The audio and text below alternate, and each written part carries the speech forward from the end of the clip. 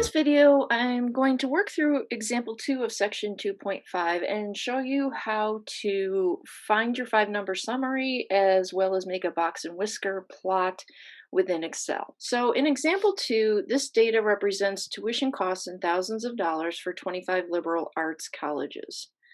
So I have put my data in, and you'll notice I put all the data in one column.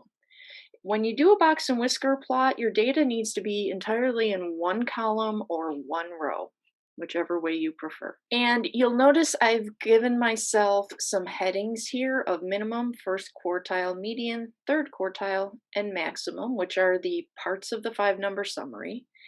And I also thought I'd throw this one on here. Count can be useful if you're wondering, like, did I forget to type a piece of data? Why are my numbers off? There's a function called count. So I'm going to go to the box next to it, hit the equal sign, start typing the word count.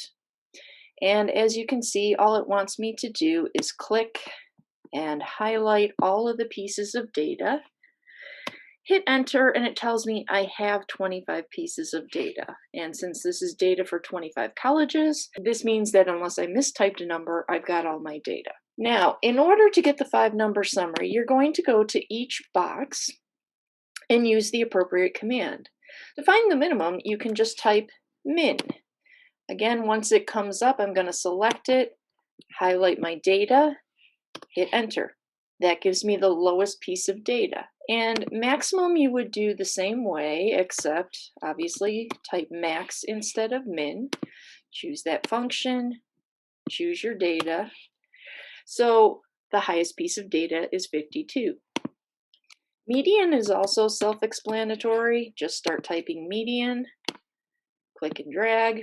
Now we are going to start typing the word quartile, but you're going to get some choices here.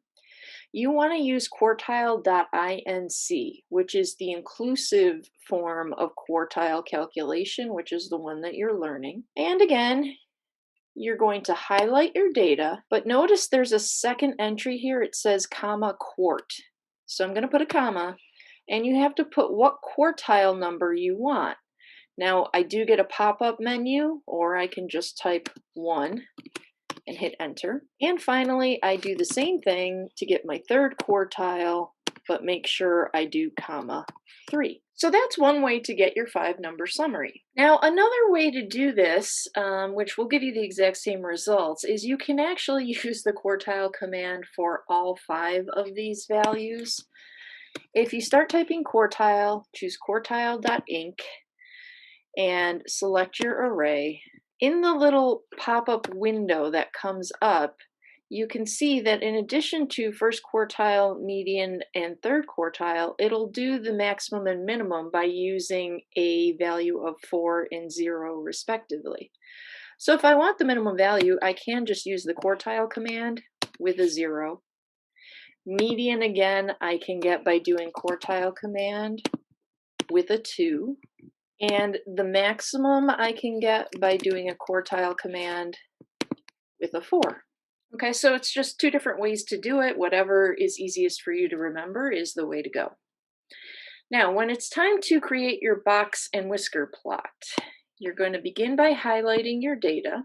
You're going to go to Insert, and again, go to your chart selection area.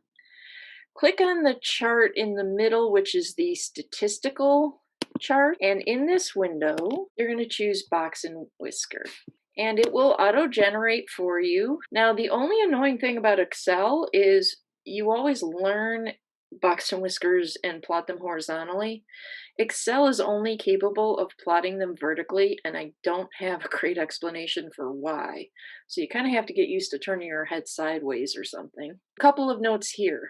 First thing you're going to want to do is click inside the chart, go to in the Format Data Series panel, choose the 3 bars, and please make sure you change your quartile calculation to inclusive median. So now when you kind of hover over the box, you can see that it gives me a value of 30, which is where my edge of my box is, which is my first quartile.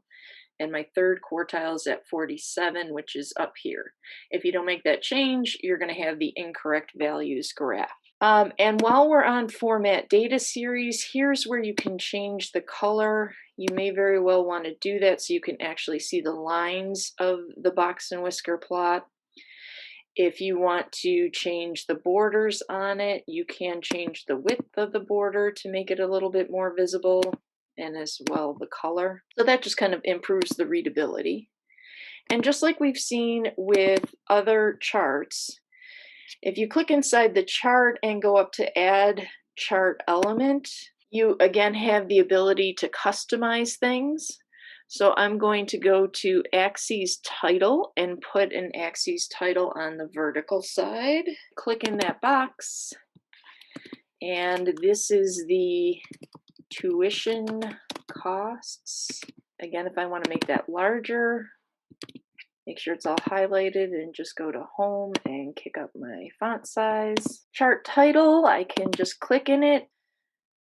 I can change if my axes numbers are too small. Again, just highlight, go to Home, kick up the size.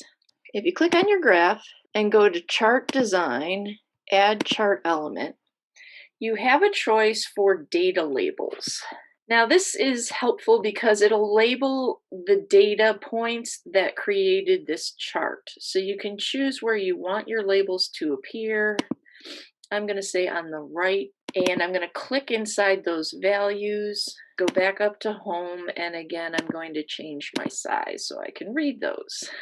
And there's a little X on the inside here that actually is indicating the mean of the data set. So you get a little bonus information there. So that's how you create a box and whisker plot.